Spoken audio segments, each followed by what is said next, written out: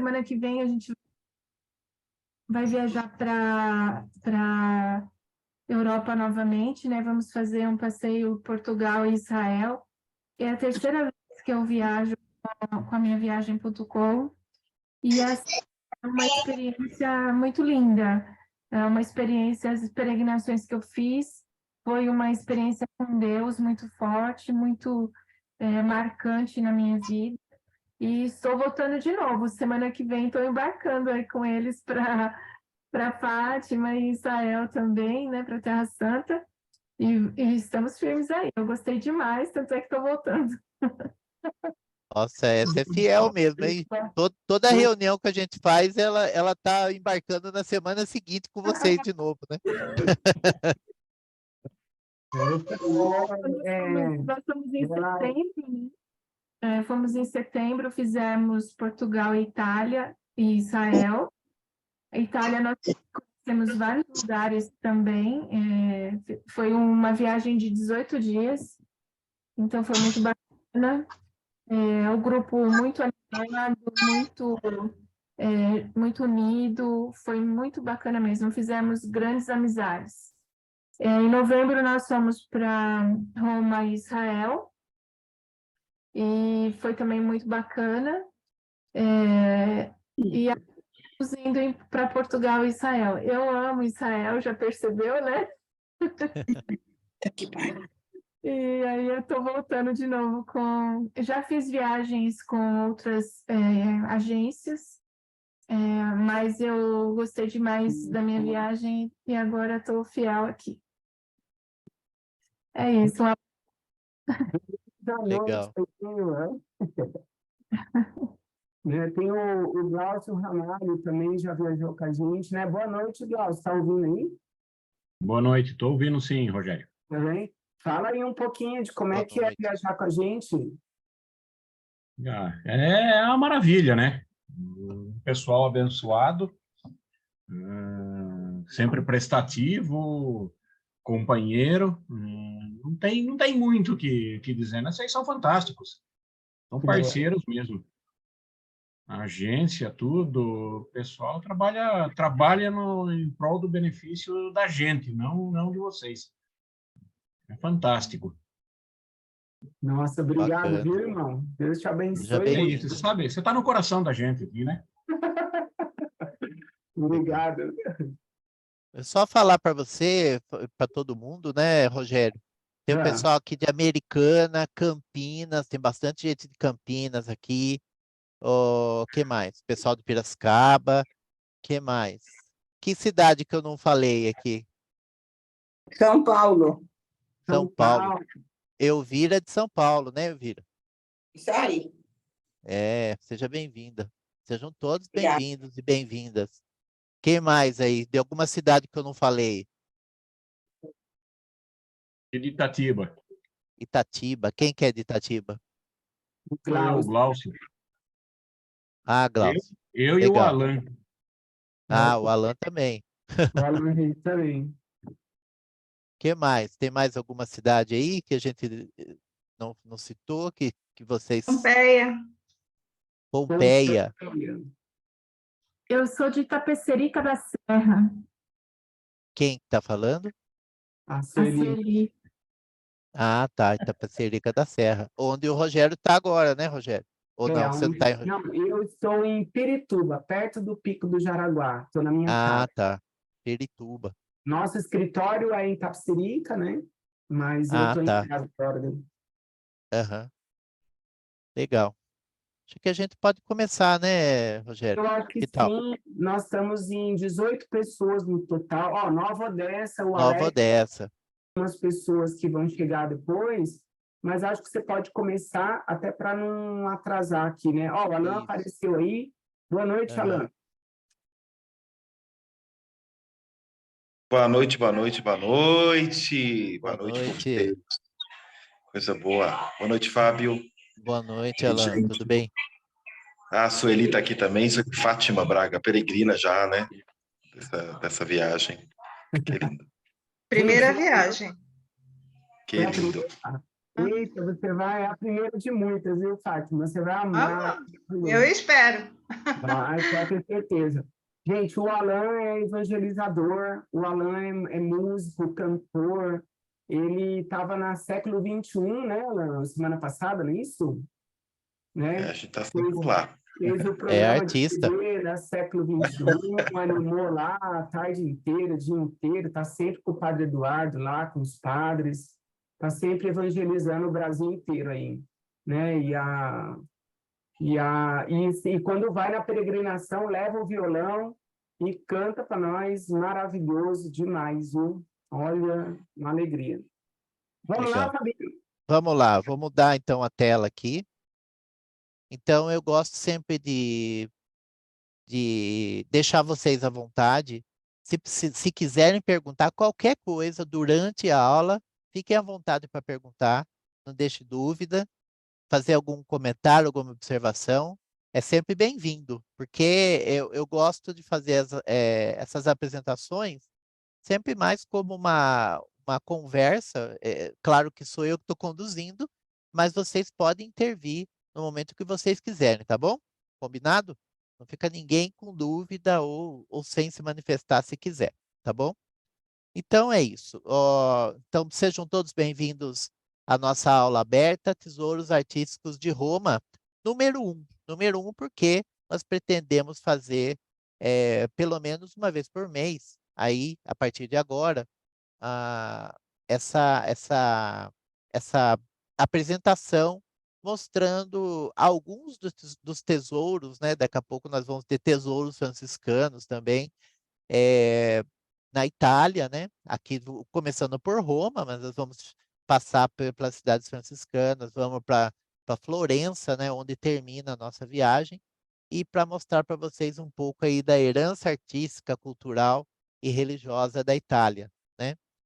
Aqui na foto que vocês estão vendo na capa, vocês veem o Panteão, né? O Panteão romano, o Panteão de Roma, que hoje é a Igreja Santa Maria Rotonda, né? Ah, lembrando que, né, apreciando arte o selo sobre o qual eu trabalho, né? A minha empresa. E a minha viagem.com é a agência do Rogério e do Alan, que está provendo toda a infraestrutura da viagem, da peregrinação, a passagem aérea, hospedagem, acolhimento, tudo isso, né? Guias, todo o transporte na Itália e muito mais, né? Que eles estão providenciando, eles estão cuidando com muito carinho para que a gente tenha uma viagem muito bacana, proveitosa e inspiradora. Muito bem. Começamos falando de Roma, cidade de Roma. Vocês estão vendo uma foto aérea atual da cidade, né? Mais atualizada, em que, quando a gente fala na cidade de Roma, muita coisa vem à nossa cabeça, né? Roma faz parte da nossa herança cultural, não só italiana, não só europeia, mas do mundo inteiro, né? A cultura ocidental, ou seja, a cultura que se difundiu pelo mundo todo, ela, ela tem como base a cultura grega, a cultura romana e a cultura judaico-cristã, né? Todo todo mais vem depois. A base é essa, né? E Roma traz a nós lembranças, recordações, herança de tempos diferentes, de tempos áureos, né? Da lembrança de um grande império, né? Que é o Império Romano, mas também da religião cristã, né? Além além de ter sido o berço do Império Romano, da cultura romana, que depois foi a base de toda a cultura europeia, né? Seguida, só para lembrar, né, que todos sabem que o latim que era falado no Império Romano que se originou de uma pequena cidade, de um pequeno agrupamento, de uma pequena tribo, que se chamava a tribo dos latinos, nessa área aqui do Lácio, né, onde está situada a cidade de Roma, que se difundiu por toda a Europa, norte da África, Oriente Médio, até a Ásia, né, e que originou ou influenciou outras línguas, como as línguas românicas, né, o português, o espanhol, o italiano, o francês e as outras línguas europeias, né, que não são de base latina, mas que têm muitas palavras em latim. E toda a cultura, né, o nosso direito, né, as nossas leis são influenciadas por Roma, a nossa literatura, a nossa arte, a nossa religião, né, o cristianismo ele se difundiu no começo, por quê? Porque é, tendo saído do Oriente Médio, né, onde surgiu, né,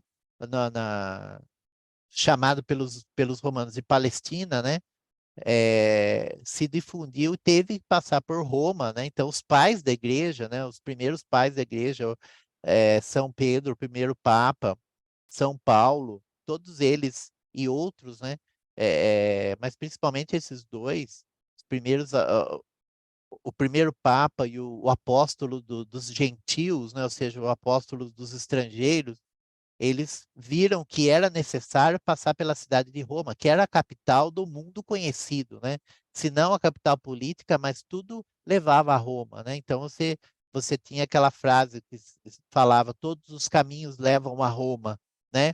No sentido próprio, né? No sentido concreto, no sentido em que as estradas todas tinham origem em Roma. Então, todas elas, você pegava uma estrada romana para andar, você chegava na cidade de Roma, né? Na cidade romana, uma estrada romana lá na Gália, que hoje é a atual França, né? Você saía de lá muito longe, milhares de quilômetros, você seguia ela até o final e ela terminava, começava em Roma, né? E no sentido simbólico também, né? Então, tudo levava a Roma, tudo se originava, ou pelo menos passava por Roma, para poder ser reconhecido, para poder ser validado, para poder ter a sua importância reconhecida no resto do mundo daquela época ali, né? Ali dos países do Mediterrâneo. Então, aqui vocês veem a cidade atualmente, e é bem interessante porque eu achei essa foto em que mostra, quase no centro exato da imagem, você está vendo o Coliseu, né? Você vê o Coliseu e aqui não sei se vocês conseguem ver o cursor do mouse, né? Onde eu estou apontando aqui é a área do fórum, a área do fórum romano. Aqui, do lado esquerdo da área do fórum, é o circo máximo. O fórum era, vamos dizer, o que a gente chama hoje de centro da cidade, né? Era o coração da cidade, onde você tinha o mercado, você tinha os tribunais, você tinha o Senado, você tinha os principais templos, no caso, os templos pagãos, né? E em volta disso tudo, então, a cidade cresceu. Por que que a cidade cresceu aqui em volta? Porque aqui é o local da fundação da cidade, né? Então, lá nós temos registros arqueológicos de 14 mil anos, né, antes de Cristo, de ocupação humana nesse local onde hoje é Roma, né? Então, a cidade, então, mais ou menos lá pelo século VIII antes de Cristo, que é a época que os próprios romanos davam como tendo sido fundada a cidade, né? Os romanos fixaram no século II depois de Cristo a data de 753 antes de Cristo. Lógico que no calendário deles, né? Não no nosso. Esse é o nosso calendário atual, né? Calendário gregoriano. Mas enfim, 753 antes de Cristo, você tinha no século VIII, né? Melhor dizendo, você tinha então uma aldeia, né? Agrupamentos de pessoas morando aqui nessa área, né? Que é a área da colina, de algumas das colinas. Então, você tem as 7 colinas de Roma, que são as colinas próximas ao Fórum, né? A Monte Palatino, a Monte Célio. Então, aí você tem o Quirinal, Capitólio, eu falei? Capitólio, Esquilino, Viminal e Aventino. Essas são as 7 colinas de Roma. Você tem outras colinas, né? Mas essas são as 7 principais. Vocês veem que 7 é um número importante, né? Na antiguidade, não só no cristianismo, mas para todos os povos antigos, os povos da antiguidade clássica, é, o 7 é sempre um número, tem um simbolismo muito importante, né?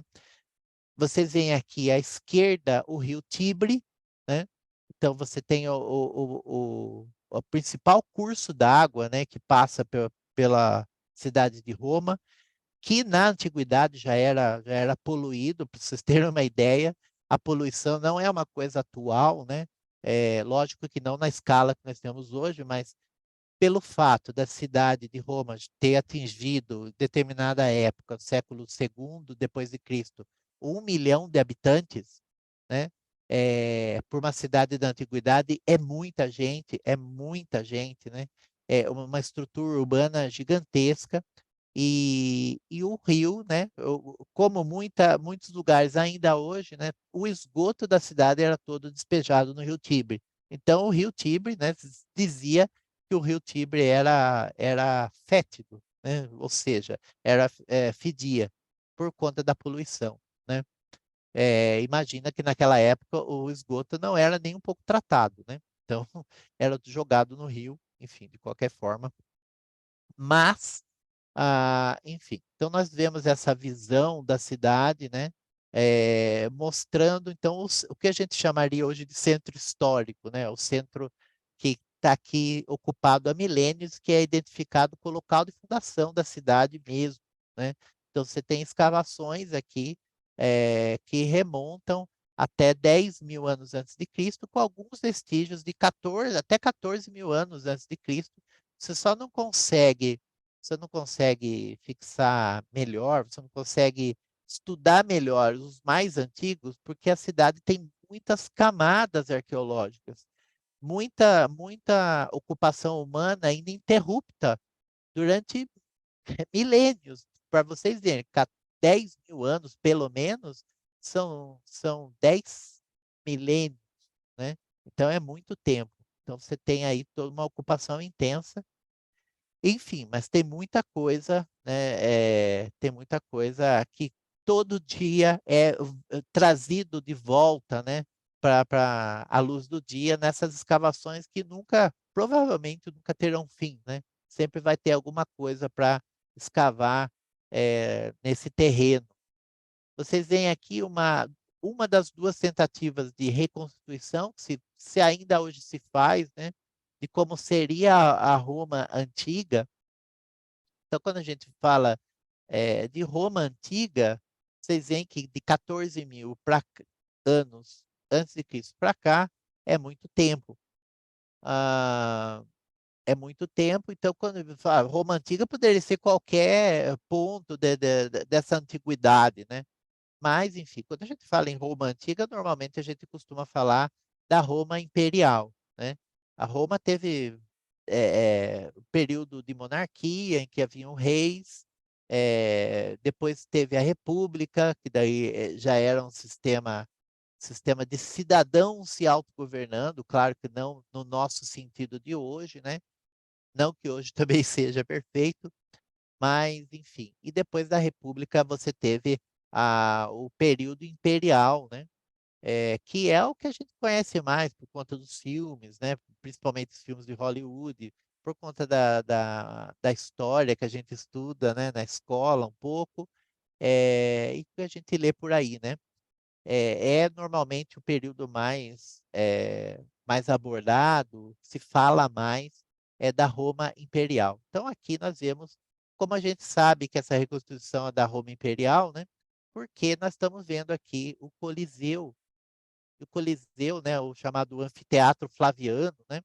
Ele não existia antes do século II, depois de Cristo, né? Então então dá para ver que é uma reconstrução é, já adiantada na história, vamos dizer assim, né? 2 séculos depois de Cristo. Então você vê grandes áreas vazias, né? Uma área de campo, né? Uma área campestre, vamos dizer. Hoje a gente chamaria de zona rural, né? Vocês veem vocês veem o Rio Tibre aqui, né? Dando a volta toda aqui na cidade. Vocês veem o aqueduto, né? O aqueduto era o sistema que levava água para a cidade, né? Então, para vocês terem essa ideia, Roma tinha água encanada, né? Roma tinha sistema de esgoto, algo moderníssimo. Então, não é à toa, lógico que tem muito mais coisas, mas são duas coisas assim muito modernas, tão sofisticado por uma cidade da antiguidade, que depois que o Império Romano caiu, e que Roma caiu, né, no século V depois de Cristo, Roma já fazia 2 ou 3 séculos que era cristã, mas que continuava com toda essa estrutura urbana, né?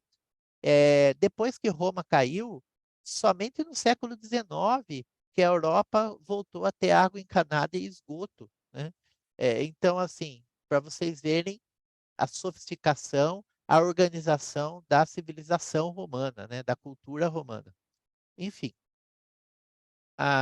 vocês veem aqui uma outra reconstituição em que mostra a cidade, em que a cidade estaria mais ocupada, né? Em que o terreno da cidade estaria mais ocupado.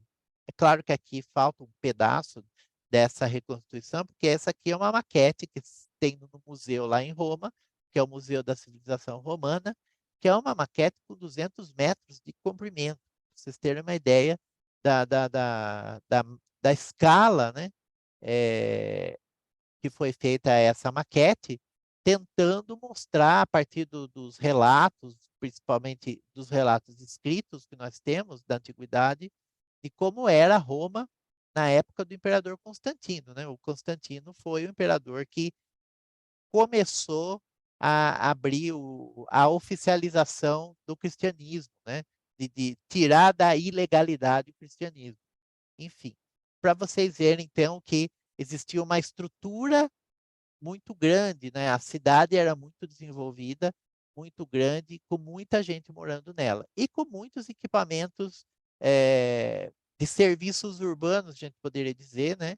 E sempre, mas o que é bem interessante, né? Ao contrário de hoje, que nós temos uma cultura, uma civilização, nós temos cidades muito desenvolvidas tecnologicamente, mas muitas vezes, por conta da funcionalidade, ou seja, da utilidade prática das coisas, nós abrimos mão da beleza para poder as coisas serem funcionais, né?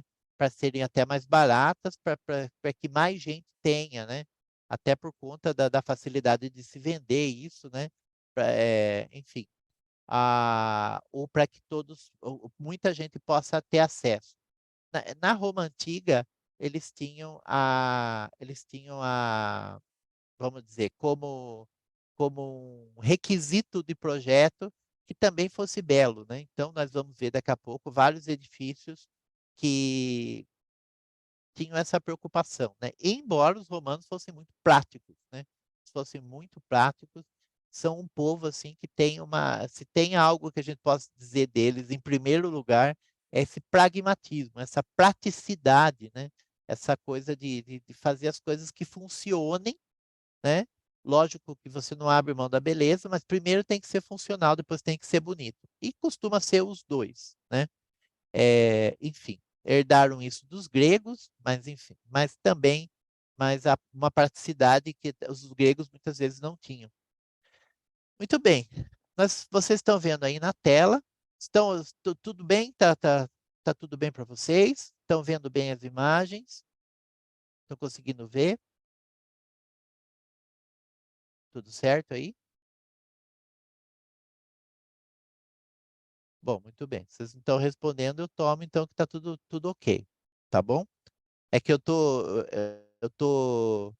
na tela do PowerPoint, né? Agora tem que voltar para alternar para a tela do Zoom para ver vocês. Agora eu vi que vocês estão aí ainda.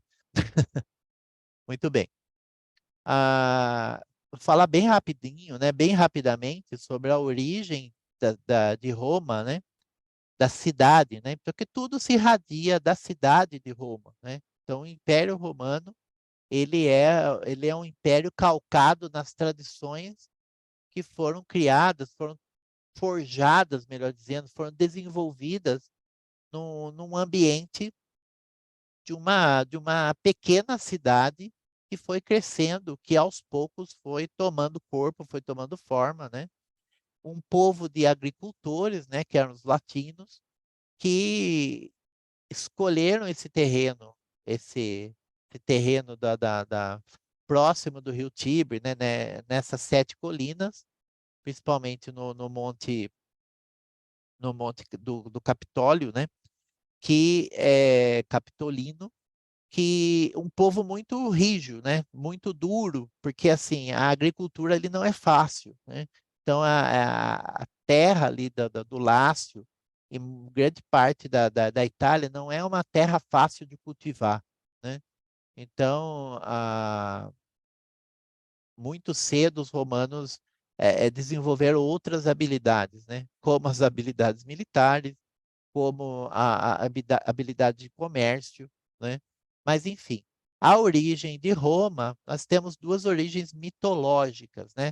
Eu falei mais ou menos até agora da origem histórica, né? Que é testada pela arqueologia, mas nós temos a própria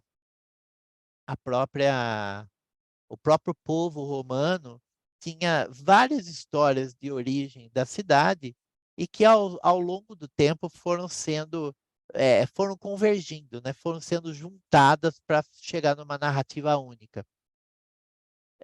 As principais são a do Enéas, né? Do Enéas, que não é o Enéas Carneiro, né? Aquele político brasileiro, né? Do meu nome Enéas. Ele tem esse nome por causa do herói romano, né? Melhor dizendo, o herói troiano, né? Que teria lutado na Guerra de Troia. Troia, a gente sabe que foi a parte derrotada na Guerra de Troia. E ele tendo fugido, né? De Troia, acabou, depois de várias peripécias, né? O Enéas era filho da deusa Vênus, né? A deusa Vênus, ou Afrodite dos gregos, né? A deusa do amor, né? E foi parar na Itália, né? Na Península Itálica, que na época da cultura grega, né? Do auge da cultura grega, era conhecida como Magna Grécia, né? Ou seja, a Grande Grécia. Grande não porque era grande realizações, porque era grande mesmo, era muito maior do que a Grécia clássica, né? A Grécia onde está a cidade de Atenas, de Esparta, enfim. E aí, tendo chegado lá, segundo essa história mitológica, né? Ele teria se casado tomado por casamento uma filha de um rei local, né? Ele funda uma cidade com o nome da mulher, que a mulher é Lavínia, então ele funda a cidade de Lavínia e aí ele se torna o rei dessa cidade. Os filhos depois vão fundar outra cidade chamada Alba Longa, né? Não é uma cidade mitológica também, assim como a cidade de Lavínia. E Alba Longa, enfim, de Alba Longa vem Rômulo e Remo, né? Então, isso aqui eu já estou ligando duas histórias, né? O poeta o Virgílio, né, que escreveu a Eneida, né? A Eneida é o grande o poema épico que conta a história dos heróis, né? Que os Lusíadas dos Camões, né? Do Luís Vaz de Camões, é baseado muito no modelo da Eneida, né? Ah, enfim, mas o que eu dizia, a questão do Rômulo e Remo, né? Ah, a mãe do Rômulo, a mãe dos gêmeos, né? Do Rômulo e do Remo, eles ela foi proibida de se casar, porque ela era a princesa, a herdeira do trono de Alba Longa, né? E aí o tio dela, né, irmão do pai, colocou ela na época, né, um convento, ou melhor dizendo, o templo da deusa Vesta, né? Ela foi se tornar uma vestal. Uma vestal não podia se casar, né? Então, uma vestal, então ela estava presa no templo de Vesta, porque não podia se casar de qualquer forma. Ela teve relações com o deus Marte, que é o deus da guerra, e daí surgiu, né? Ela engravidou do deus Marte e de Rômulo e Remo nasceram. Ela tinha que ocultá-lo, porque senão o tio ia matá-lo. Ela, enfim, acabou colocando eles dentro de uma cesta que desceu o rio, né? Vocês veem que essa história tem semelhança com a história de Moisés, né? Desce o rio e uma loba encontra os dois gêmeos. Então, vocês estão vendo aí uma escultura de bronze, né? Que nós achávamos, né? Nós, digo, na nossa cultura, né? Achávamos até pouco tempo que essa escultura era da época da Roma, da antiguidade, né? Mas hoje nós temos muitas dúvidas. Se coloca até que essa escultura é medieval, né? E que mais os gêmeos são uma adição posterior, né? Do Renascimento, é do escultor italiano Polaiuolo, foi feita no século XV para complementar justamente a loba com os gêmeos, né? Então eles teriam sobrevivido porque a loba teria amamentado, né? A lupa capitolina, a loba do Capitólio, teria amamentado os dois, enfim.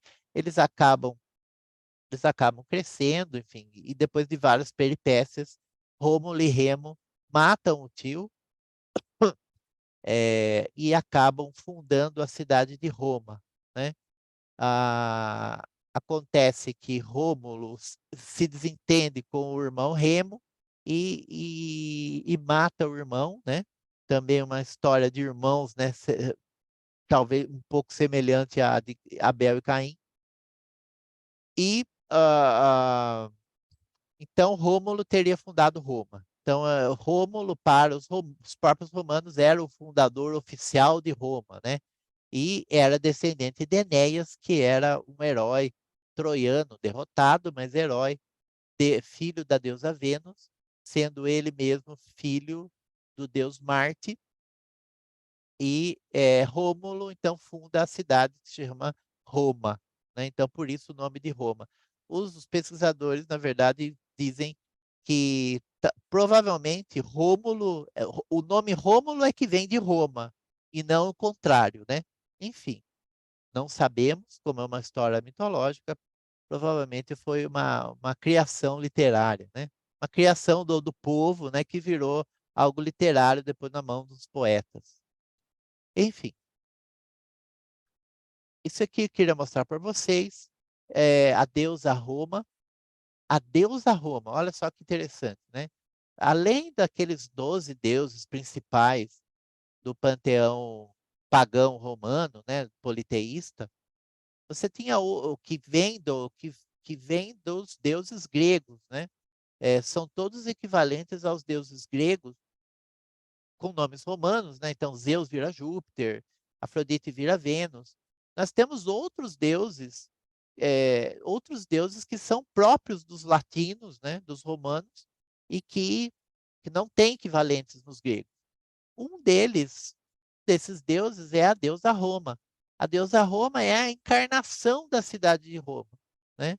Aqui, embora ela tenha essa estátua aqui, na verdade, ela é uma apropriação moderna, digo, do século XIX, né? Com a restauração do reino da Itália do século XIX, né? Muitos monumentos foram restaurados, né? Depois, quando veio o fascismo, o Mussolini também mandou restaurar muita coisa, mandou reformar, restaurar, arrumar muita coisa, porque ele queria fazer um país que lembrasse o Império Romano, né? Mas, enfim, no século XIX então se apropriou-se dessa estátua de Minerva, né, que é a deusa Atena dos gregos, e se colocou na Piazza del Campidoglio, né,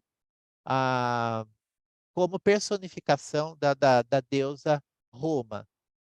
Desculpa, como a representação da deusa Roma, que na antiguidade era cultuada, né?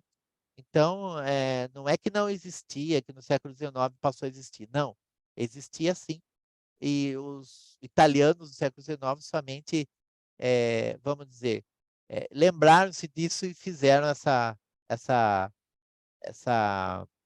esse levantar dessa estátua aí como símbolo da Roma antiga, né? Então, vocês veem, ela tem, normalmente, as estátuas que nós conhecemos, que nós lembramos mais, elas são de mármore, né? Normalmente o mármore branco, mas essa estátua aqui, ela tem uma roupa de pórfiro, né? O pórfiro é uma pedra colorida, né?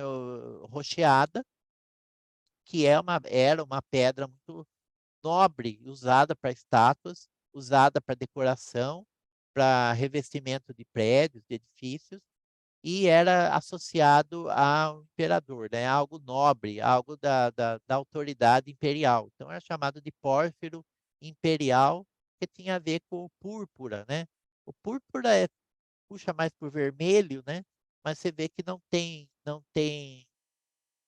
vou dizer, não tem uma gradação sutil nas cores. Então, tanto o púrpura quanto o pórfiro roxo, eles estão ali na língua latina, próximos a ponto de ser identificado o pórfiro com o púrpura, né? Enfim, causa um efeito muito bonito, né?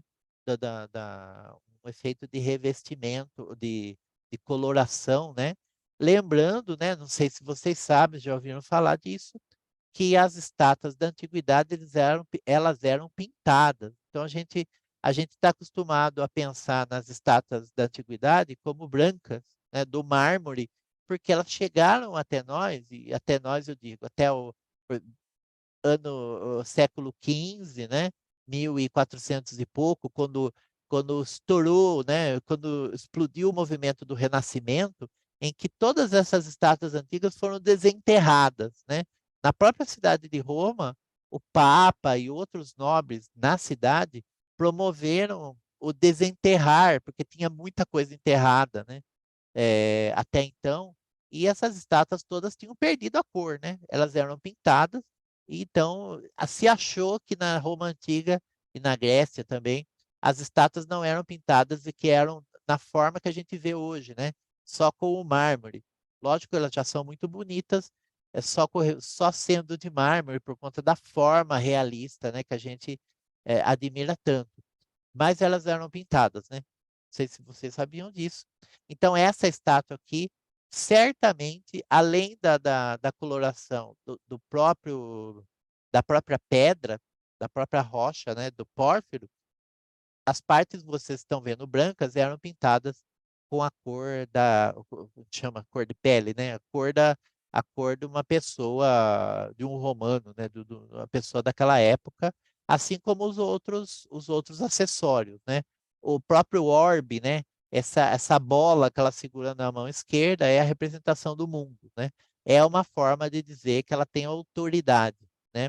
Os imperadores romanos também eram representados com o orbe, com esse mundo na mão, com essa bola, né? Então, para vocês verem que na antiguidade também se sabia que o mundo era redondo, né? Ninguém achava que a Terra era plana, já se sabia que o mundo era uma esfera, era redondo, não era a Terra não era plana. E depois essa representação, essa forma de dizer visualmente que a autoridade estava nas mãos, né? É passada para o cristianismo, né? Quando Jesus Cristo é representado com o orbe nas mãos, né? E até hoje é representado com o cetro numa mão, com o orbe na outra, para dizer que é o rei do universo, né? É um símbolo muito antigo que já vem da mais alta antiguidade. Aqui, no caso, a deusa Roma está com uma lança, porque ela é uma deusa da guerra, né? Também é a deusa que representa a virtude, né? A virtude. E não é virtude no sentido cristão, né? Lógico que está associado a algo bom, a algo que se deseja que as pessoas alcancem. Mas a virtude, nessa época, o que incluía na virtude da deusa Roma? A deusa da cidade, né? Todas as virtudes necessárias para você morar numa cidade. Então, você ser valente, corajoso, sim, porque você vai lutar pela cidade nas guerras. Você ser honesto, você ser, sim, certamente, né? Mas você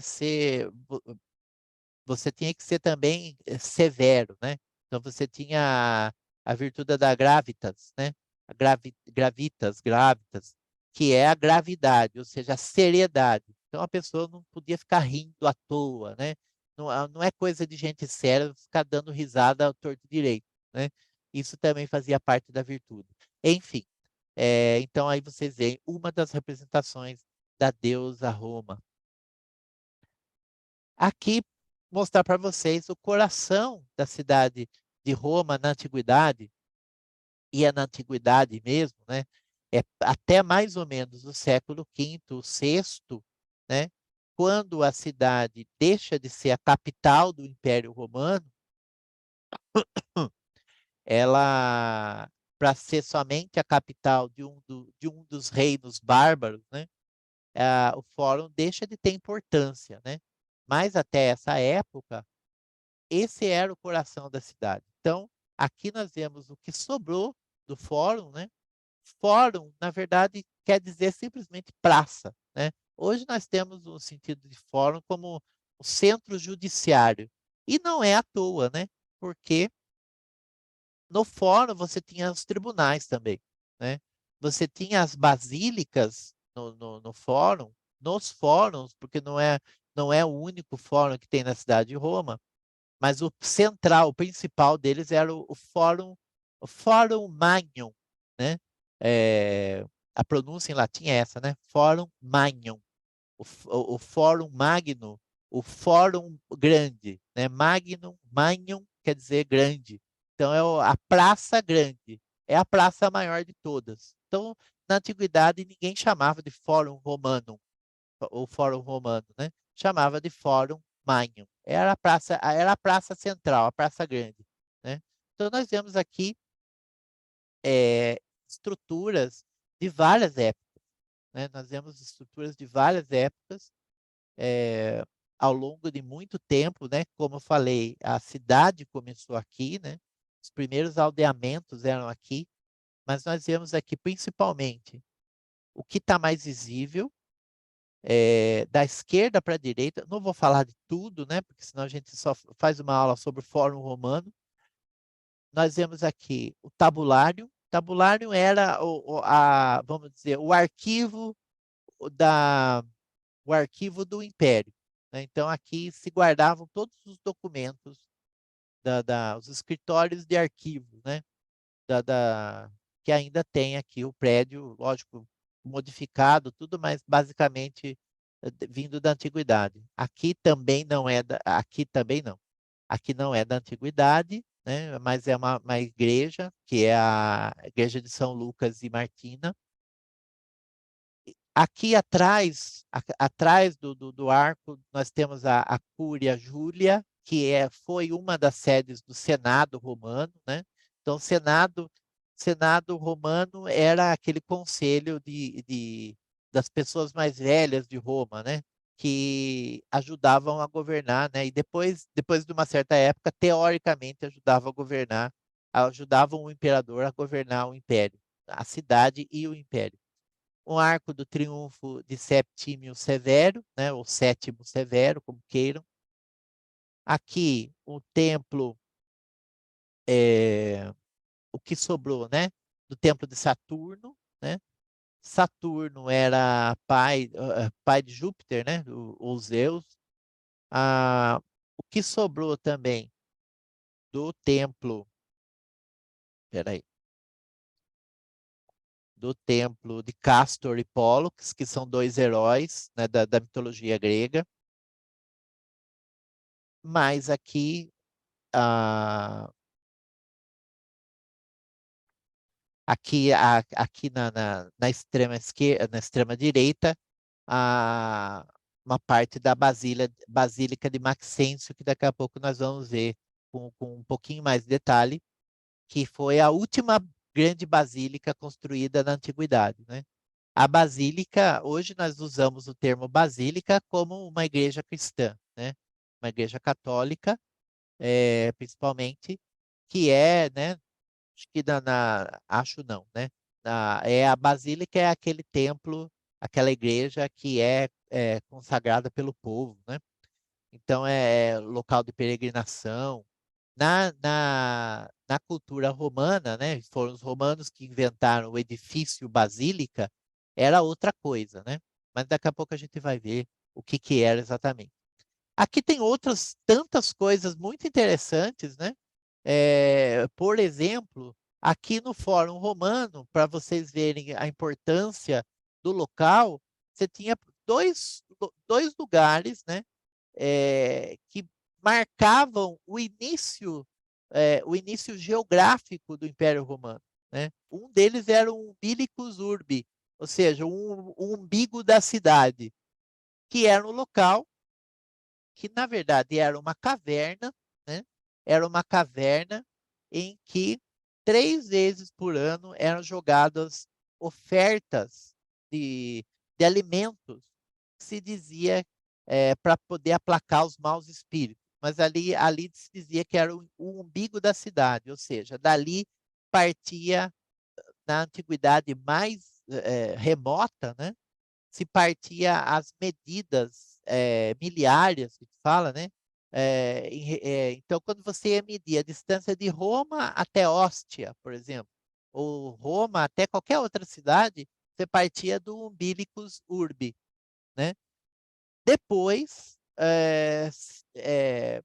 mais próximo do século I, depois de Cristo, se instituiu um outro marco miliário, né? Que é o miliário áureo, ou seja, o miliário de ouro, né, dourado, que é miliário, é um marco miliário, quer dizer, de onde se parte as medidas de estrada, né, de rodovia. Na Praça da Sé, em São Paulo, nós temos o Marco Zero, né? Dali da cidade, é dali do Marco Zero da Praça da Sé que se faz as medidas, né, de distância de São Paulo para outras cidades. Vocês veem que São Paulo tem esse Marco Zero. De onde vem essa ideia? Vem de Roma, né? Vem do Miliário Áureo, certo? É daí que vem. Aqui é uma imagem que eu achei, que é outra tentativa, né, de reconstituição do fórum, né, como seria aí por volta do século IV, mostrando vários prédios, né, tempo de Castor e Pólux. Cadê o cursor? Aqui, né? A Basílica Júlia, né? Aqui não aparece não aparece, mas é o Templo de Hércules Victor, né? O Hércules Vencedor, que a gente vai ver daqui a pouco, que depois se tornou uma igreja. Enfim, esse local aqui, ele foi sendo aumentado. Cada imperador que chegava, né? Depois que o Júlio César é o primeiro, tecnicamente é o primeiro imperador, embora não tivesse sido coroado, vamos dizer assim, como imperador. O primeiro imperador oficialmente é o Otávio Augusto, né? Que recebe justamente esse título Augusto, né? Que não era nome, era um título, né? O nome dele era Otávio, né? Augusto quer dizer aquele que está acima de todos, né? Assim como príncipes, né? Que em latim quer dizer primeiro, né? O primus inter pares, ou seja, o primeiro entre os primeiros, né? E também imperator, né? Imperator, aquele que tem o poder do império, ou seja, o poder do mando sobre todos, né? uma espécie de ditador, que ditador, existiram ditadores na antiguidade, né? Na Grécia, em Roma também, que era aquele cara que tinha o poder temporário de mandar em tudo sem precisar se reportar a ninguém, né? Dictator, né? Ou seja, aquele que dita as regras. E o imperator o imperador, né? Ele acaba sendo isso na prática. Mas cada imperador que veio foi aumentando o número de edifícios, embelezando, colocando o Arco do Triunfo, né? Então você chega um momento que a praça mesmo, né? Ou seja, o nome do lugar, que é fórum, ou seja, praça, acaba ficando reduzido, acaba ficando pequeno, né? De tanto prédio que tinha nesse lugar apertado, né? E às vezes eles derrubavam uma parte de um prédio antigo para poder construir por cima desse prédio antigo, enfim. Então você tem várias camadas aqui também, né? Uma coisa que é interessante também dizer é que durante a Idade Média, por conta do abandono de Roma que houve, né? Então, as pessoas começaram a fugir de Roma. Imagina, uma cidade com 1 milhão e tanto de pessoas que moravam aqui, que começou a ser invadida por bárbaros, né? Imagina, pessoas que chegam do nada e começam a atacar a cidade, conseguem entrar na cidade, né? Antes do Império Romano cair, a cidade foi invadida 3 vezes, né? Isso ao longo de mais ou menos 100 anos. Foi invadida 3 vezes por bárbaros, né? Numa delas, até o Papa, na época, conseguiu impedir o que seria a quarta invasão, né? Conseguiu impedir a invasão desses bárbaros. Então, na Idade Média, ela foi abandonada, de 1 milhão baixou muito, porque as pessoas fugiram para os campos, para a zona rural, né? E se aliaram, né? E foram trabalhar para quem tinha fugido antes deles, que eram os nobres, né? Os nobres, aqueles que tinham dinheiro, que tinham propriedades no campo, eles fizeram o quê? Se fortificaram, fizeram as fortalezas, que eram os castelos, né? E as pessoas que queriam trabalhar para eles foram trabalhar para eles, e aí começou o feudalismo, né? Isso é o feudalismo. Os feudos eram isso, o pessoal fugindo para poder ficar vivo, fugindo dos bárbaros, né? E sendo protegido por nobres que tinham condições de ter armas. Basicamente é isso, né? Ô, E assim, Fábio, oi? você Sim? sabe mostrar aí nessa foto onde ficava um milhário, um marco aí, o umbilico, nessa foto do fórum? Na verdade, é uma suposição que eles fazem, né? Então, Ah, tá. mais ou menos do que eu li, parece que é mais ou menos por aqui, né? Tá. Mas Uhum, também, na verdade, você tem que descer aqui e olhar de frente, porque é uhum, meio que uma caverna, sabe? E foi sim. construído o templo por cima. Então, esse templo aqui do Ah, Castor e Pollux, você sei. tem. Então, assim, já no final do Império Romano, você já não tinha mais o Umbilicus Urbi. Eles tinham, Ah, eles tinham substituído pelo Miliarium Aureum, que também tá, não existe mais, entende? certo. Se supõe hoje onde teria sido, mas não se tem certeza, tá? Ah, tá, Certo? tá. Veio Imagina. aqui uma pergunta, né, de uma pessoa que tinha me perguntado o seguinte: para essa viagem, ela vai servir como um curso? Vai ter certificado das aulas? Você pensou em alguma coisa? Pode ser feito um certificado? O que você pensou disso? Para a viagem ou para o curso? Na verdade, é o curso terminando com a peregrinação. A pessoa queria saber se vai ter um certificado, alguma coisa assim.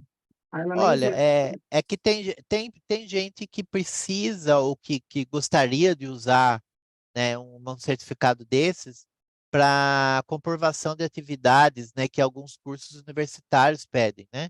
Seria para Ah, isso? não sei. Ou ela Se gosta de for para arte isso, mesmo. a gente pode fazer, não tem problema nenhum. Eu faço certificado, tudo, porque é só ter o número de horas, o nome da atividade, quem fez, quem ministrou, né? E a Sim. assinatura com datado, que tem problema, dá para fazer sim. Tá. Agora, seria bonito também para os nossos peregrinos ter isso, né? Porque em Israel, por exemplo, quando a gente viaja, no final da peregrinação, o Ministério do Turismo de Israel, eles emitem um certificado de que a pessoa foi lá, conheceu e tal. Ah, tá. Seria Legal. bonito uma Itália Artística Franciscana, um certificado aí, né? Aham, sim, Mas aí você pensa. tá bom. Não, mas não tem problema nenhum, dá para a gente fazer sim. Legal. Olha só, eu vou um pouco mais rápido então, né? Porque a gente precisa terminar daqui a pouquinho, né? Digo eu, né? Eu começo a falar, e a gente se entusiasma, tem coisa para falar, tem muito o que falar, né? Muito o que dizer, tem muitas histórias, enfim, mas a gente não consegue, né, nesse tempo, falar de tudo. Então, eu vou ter que pular algumas coisas aqui. Eu queria só mostrar para vocês aqui, então eu falei agora há pouco, né, desse templo, é o único templo redondo, né, em que o formato dele principal, né, ele é redondo, que é o templo de Hércules Victor, ou seja, do Hércules vencedor. Hércules era um semideus, né, muito admirado, muito venerado pelos romanos, e que, enfim, nós só temos o que nós estamos vendo aqui porque ele virou uma igreja na Idade Média. Ele é, ele estava no Fórum Boarium. O que é o Fórum Boarium? Era um dos fóruns, dos lugares, né? Ou seja, uma praça em que havia comércio de bois, né? Comércio de bovinos. Boarium é de boi mesmo, né? A Praça dos Bois. Enfim, mas existia uma lenda que dizia que, por ser um templo de Hércules, não entrava nenhuma mosca dentro. Então Hércules era limpinho, não deixava entrar mosca dentro do templo dele, né? Segundo dizia a tradição. E essa aqui é a boca della verità, né? A boca da verdade, que antes estava aqui nesse templo, né? Mas que hoje está na igreja de Santa Maria em Cosmedin, que é provavelmente, né? Não se tem certeza, ela foi deslocada do templo. Você tem a suposição que isso aqui era uma tampa de bueiro. Olha só, até as tampas de bueiro na antiguidade tinha essa preocupação estética, né? Essa preocupação com a beleza, né? Ou até com uma coisa, vamos dizer, até divertida. Por quê? Porque é uma representação que tem muito a ver com os deuses do mar antigos, né? Então se tem essa suposição que era o deus oceano. E o deus oceano recebia o quê? Recebia água, né? Então a boca, né? Os orifícios aqui do rosto eram onde escoava a água da chuva, né? Você tem uma outra suposição que se dizia que os sacrifícios do templo, o sangue que escorria dos sacrifícios, e eles faziam sacrifícios de animais, né? Como todos os povos antigos, é, o sangue, então, isso aqui serviria para escoar o sangue, né? Não se sabe, não se tem certeza, mas enfim. E hoje, né, na Idade Média, começou a história que se você colocasse a mão dentro da boca da verdade, e se a boca mordesse é porque você era mentiroso, né? Até hoje você tem isso em Roma, né? As pessoas vão lá para botar a boca não, botar a mão dentro da boca da verdade, né? Queria mostrar aqui então para vocês ainda o Panteão, né? O Panteão hoje é a igreja de Santa Maria Rotonda, né? Santa Maria e Santos Mártires, mas antes de ser igreja era o templo de todos os deuses, por isso Panteão, né? Panteão vem do grego Panteion, né? Que quer dizer pan, todos, Theos, Deus, e Ion quer dizer casa, né? Então é a casa de todos os deuses. Essa inscrição aqui no frontão, né, aqui na fachada, quer dizer que foi o cônsul Agripa, Marcos Agripa, que mandou fazer, né? Então, eles colocavam nos monumentos o crédito, né? Assim como os nossos governantes fazem placas, né, de inauguração, os governantes romanos colocavam também nos seus monumentos que tinha feito, né? Aqui na frente, na Piazza della Rotonda, né, você tem um obelisco egípcio, né, trazido lá do Egito mesmo. Você tem vários obeliscos que vieram do Egito antigo, que estão na Europa, né, e em Roma também. Enfim, o Panteão, ele tem uma característica bastante marcante, que é essa cúpula, a cúpula interna, né, esse domo, essa estrutura em forma redonda, né, que é a maior cúpula da antiguidade. Foi a maior cúpula construída no edifício da antiguidade. Na Europa, somente no século XV, na cúpula da igreja de Santa Maria del Fiore, em Florença, que foi feita uma cúpula, se fez de novo uma cúpula na Europa e na própria Itália, né, que é a maior. Então, essa cúpula, vocês veem que tem uma abertura na parte de cima, né? E que entra mesmo, é para entrar luz, né? Para iluminar lá dentro. Ela é toda revestida de mármore colorido, mármore travertino, né? A gente chama de caixotões, né? Que são essas estruturas quadradas, retangulares, né? Que são feitas para aliviar o peso. Elas eram revestidas com bronze, né? Esse bronze foi todo retirado ao longo dos anos, né? Ao longo dos séculos. E hoje ela está toda decorada com motivos cristãos, porque ela virou uma igreja, né? Principalmente depois do Renascimento. Enfim. Essa aqui é uma foto de baixo, né? Você olhando, né? Oi? Ô, Fábio, e a chuva? A chuva entra, né? Cai água lá dentro? Sim, mas não é muito. Cai água lá dentro. Eu não Tem um sei se. tanque? Eu não sei se hoje. Eu não tenho essa informação, mas se hoje tem algum sistema de se fechar isso para que não entre chuva. Hum, Não sei dizer. neve? Sim, mas desde a antiguidade é assim, É, aberta. aham. É, aberta em cima para poder entrar luz. Apesar de ter janelas, mas a principal forma de entrar essa luz é por esse óculo que a gente chama, né? Essa abertura a gente chama de óculo, certo? Isso aqui é a parte de fora, né? Ao contrário das cúpulas modernas eu digo, depois do século XV, né? Até hoje, a forma de fora não segue a forma de interna, né? Então, toda essa estrutura que vocês veem, ela serve para poder existir aquela cúpula lá dentro, né? Isso tudo é porque não existia ainda. Isso aqui é engenharia extremamente sofisticada, né?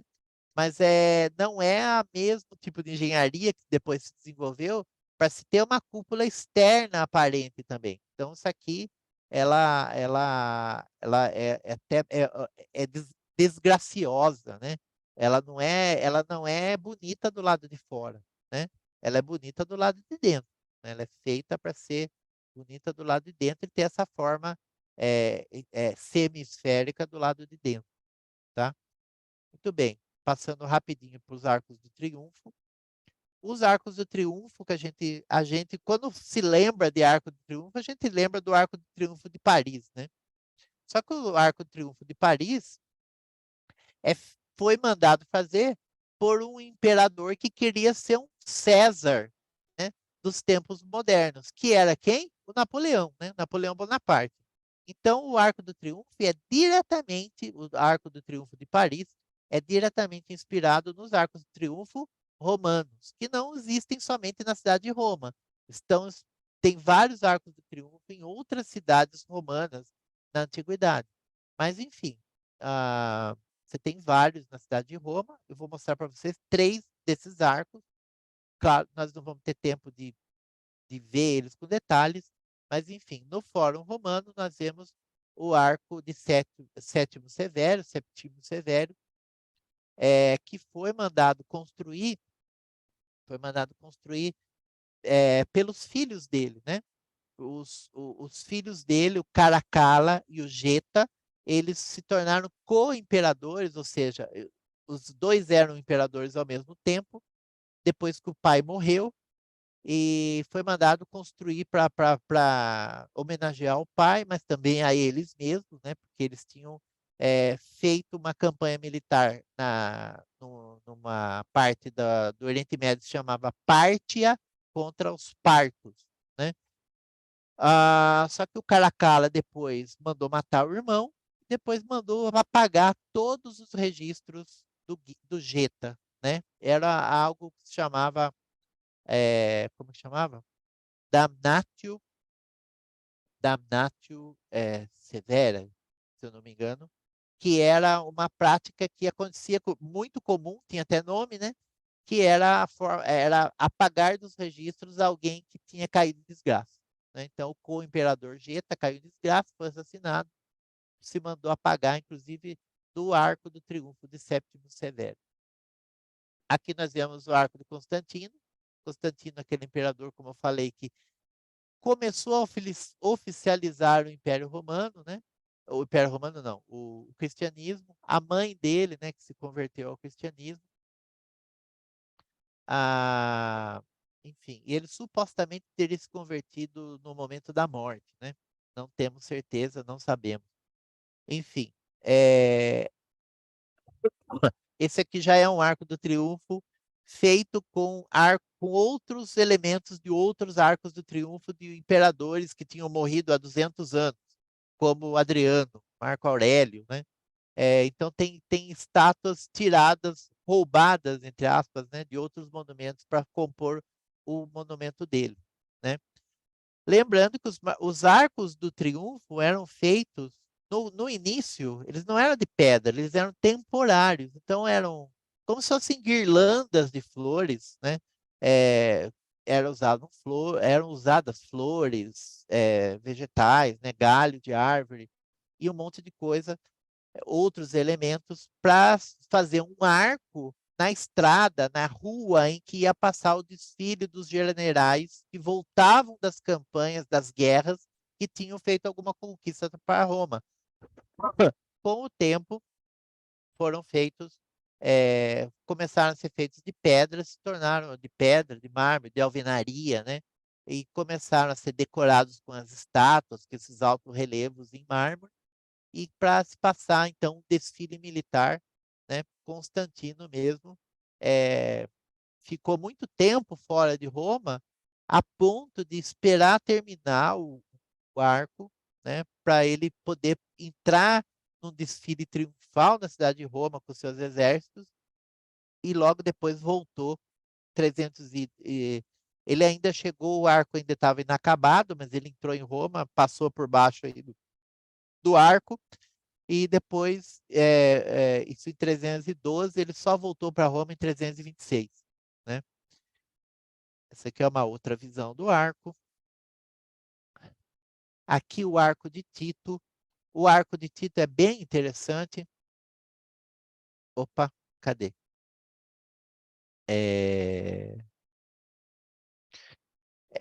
Não coloquei a imagem, mas enfim. O arco de Tito, ele foi construído para comemorar a vitória de Tito sobre quem? Sobre os judeus, né?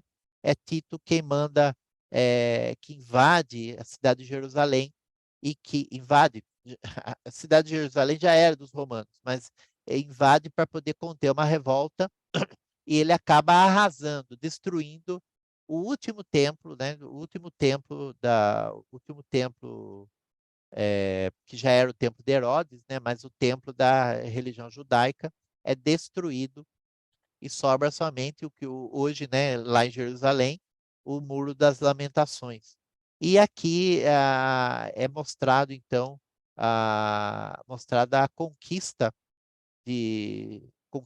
né, o saque de Jerusalém no Arco de Tito.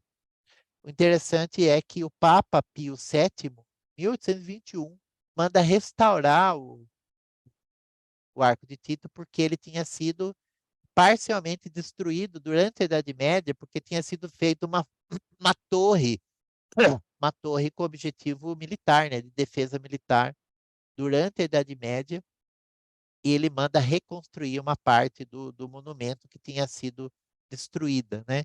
Inclusive colocando colunas, né, capitéis que tinham sido retirados do arco original.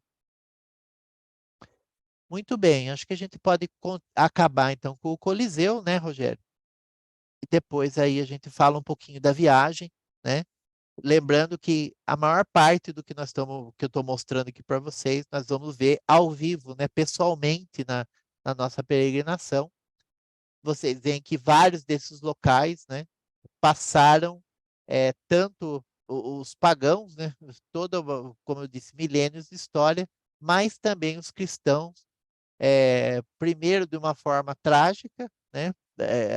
Então, o Coliseu é um desses lugares em que se mistura a história pagã e a história cristã.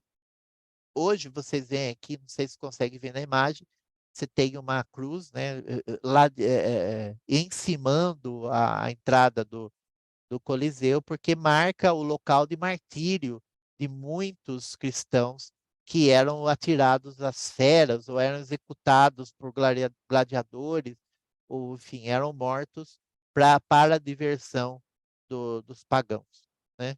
Enfim, o Coliseu deriva o nome de Colosso, né? Então, Coliseu é uma adaptação para o português de Colosseu. Colosseu é colossal, né? Aquilo que é colossal. O nome oficial era Anfiteatro Flaviano, porque era foi feito pela dinastia dos imperadores Flávios, né? Vespasiano e Tito. Ah, ah, enfim, vocês veem também que está faltando um pedaço, né? Está faltando um pedaço, um bom pedaço.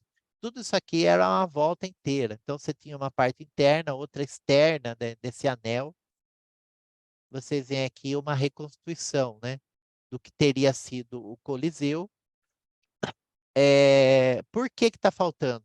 Porque as pessoas, depois do fim do Império Romano, as que ainda moravam ali, muita gente tirava material de construção daqui.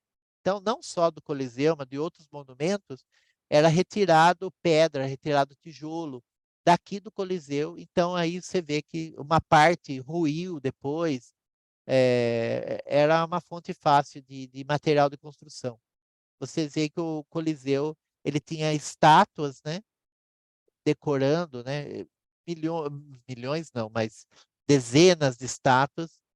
Você tinha uma cobertura, né? Essa cobertura ela podia ser removida, ela era colocada. Você tinha um sistema de roldanas que fazia isso aqui abrir ou fechar de acordo com a conveniência. Então era possível você assistir aos espetáculos quando estivesse chovendo ou até nevando, por exemplo, né?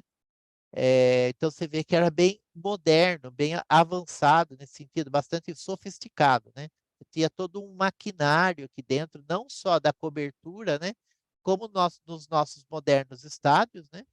Você tem umas coberturas retráteis, mas também todo um maquinário lá dentro, na parte do que seria o palco, vamos dizer assim, a arena, onde existia um maquinário para apresentações teatrais.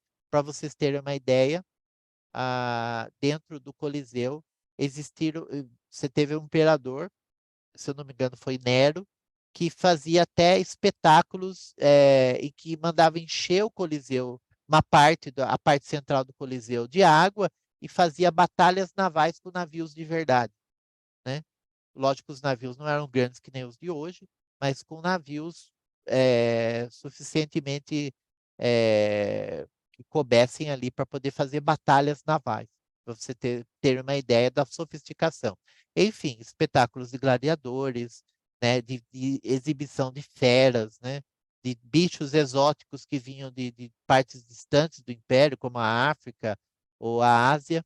e também, enfim, felizmente, né, o martírio de muitos cristãos, né, principalmente depois do Nero, né. Enfim, e para terminar rapidamente, a Basílica, eu falei da Basílica, a Basílica era o local, ao contrário do uso moderno, né, religioso, a Basílica era basicamente uma mistura de shopping center com tribunais, com repartições públicas. Ou seja, era um local onde você tinha lojas, onde você tinha o assento dos juízes, você tinha, inclusive, os assentos dos imperadores, você tinha o local para o imperador sentar-se, né? É como se no centro das basílicas você tinha uma praça central, né? Como uma praça de alimentação de um shopping, né? Em que você tinha o local onde o imperador sentava e daí podia receber as pessoas, podia julgar, assim como outros tribunos que faziam também julgamentos e decidiam questões, contratos eram fechados, enfim. Você tinha banho público, você tinha ritual religioso, você tinha templos dentro desses locais. Eram as basílicas, né? A partir do projeto das basílicas, que as basílicas cristãs se constituíram, né? Então, você tinha uma nave central, você tinha o local onde é o altar hoje, o altar principal, o altar-mor, era o local onde se sentava o imperador, né? Então, em forma de semicírculo. Então, no lugar do imperador, quem é que sentava, ou seja, estava ali colocado? A Sagrada Eucaristia, né? O sacrário, né? O altar principal, que era onde estava o rei, o imperador, né? A autoridade máxima do universo, que é Jesus Cristo, né? Então, vocês veem como que as ideias os usos vão se adaptando e vão sendo transmitidos de uma cultura para outra, né? E para a gente terminar, a maior basílica de todas e a última a ser construída na antiguidade, que é a Basílica de Maxêncio e Constantino, que é um edifício colossal, que sobrou somente uma pequena parte, para vocês terem uma ideia, esses arcos enormes, né? Arcos enormes com a altura, né? A altura de 35 metros, né? 35 metros de altura, então era muito grande. E você tinha ainda 3 cúpulas aqui em cima, uma sobre cada arco, mas você tinha todo o edifício aqui que acabou ruindo com o tempo, e o que sobrou foi essa parte aqui, que nós vemos um imenso edifício, de tão grande ele precisou ser feito com o arco, né? O arco ele é uma estrutura que suporta muito peso, né? E para suportar o peso de toda a estrutura do telhado e das cúpulas, foi necessário então fazer esses arcos gigantescos, né? Muito bem. Isso foi um pouco então dos tesouros artísticos da cidade de Roma. Muita coisa que a gente poderia ter falado, a gente não falou por conta do tempo, né? Mas que é possível ver lá também pessoalmente, na própria cidade de Roma, né? Alguma pergunta, alguma colocação? Fiquem à vontade para falar, para perguntar. Elvira? Não? Nada?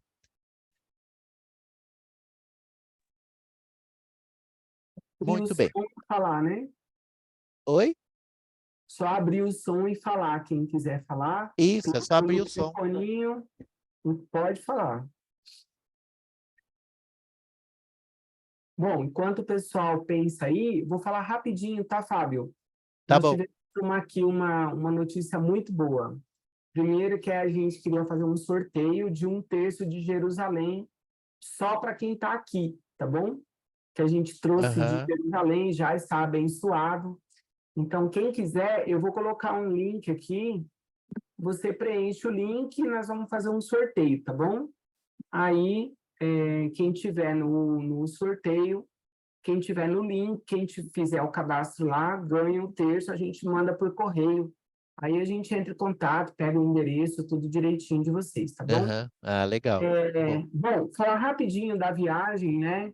Acho que esse caminho que nós vamos fazer aqui de arte é maravilhoso, eu amo isso aqui.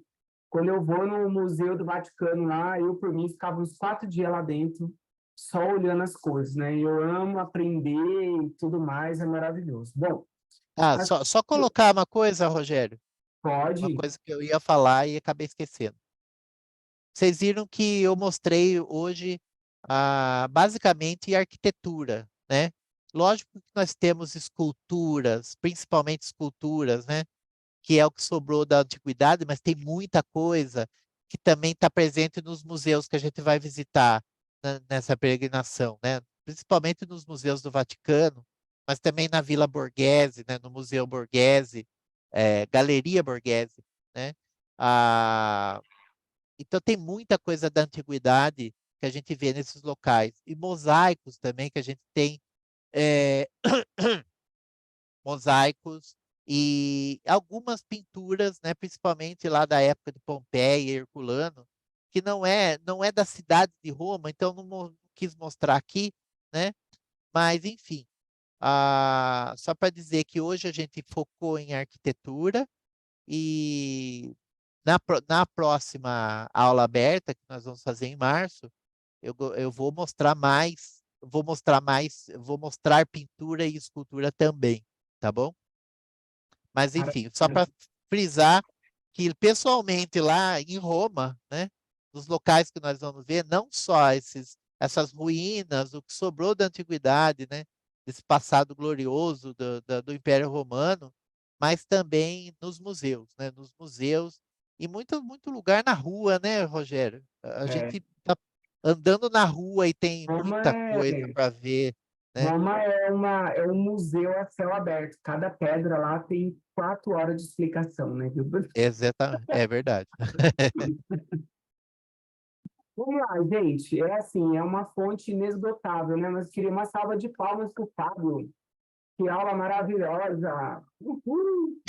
Imagina, Obrigado, viu, Fábio?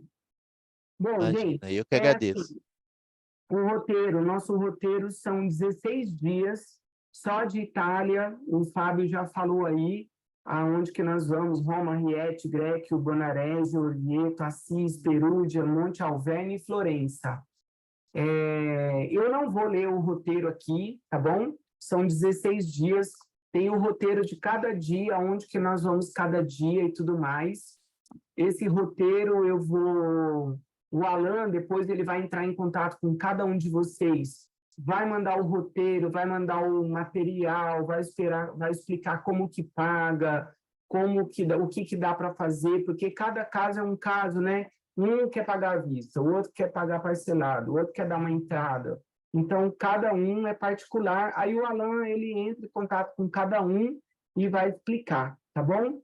A gente tem um plano para cada um, então a gente vai se adaptar a você, a gente vai ver a tua realidade, a gente vai estudar a melhor maneira para que você não perca essa viagem. Uma coisa eu te digo, olha, vai ser inesquecível.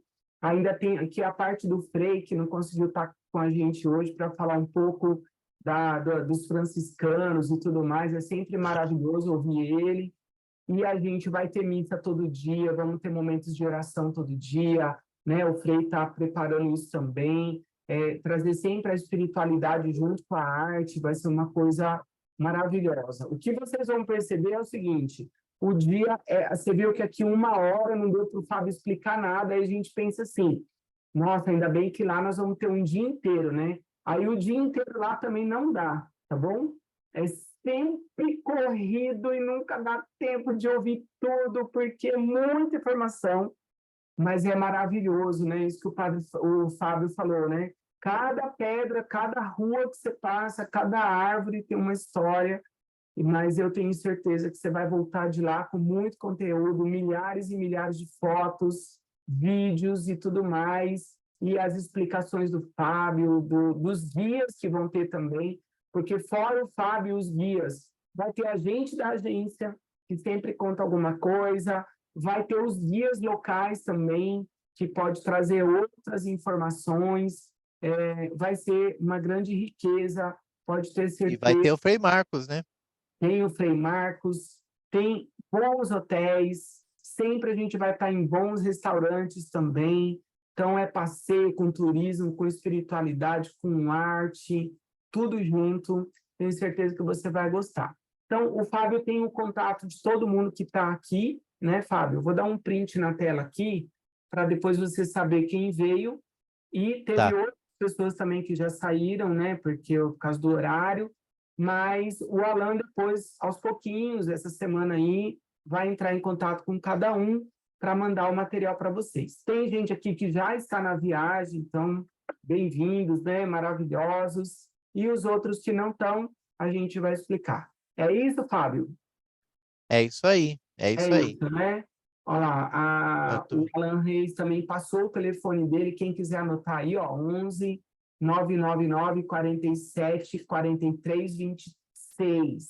11 999 47 43 26. Adiciona ele no WhatsApp e ele vai mandar todo o material para vocês, tá bom? Porque senão a gente vai ficar mais uma hora aqui e depois tem as particularidades de cada um, aí não precisa disso.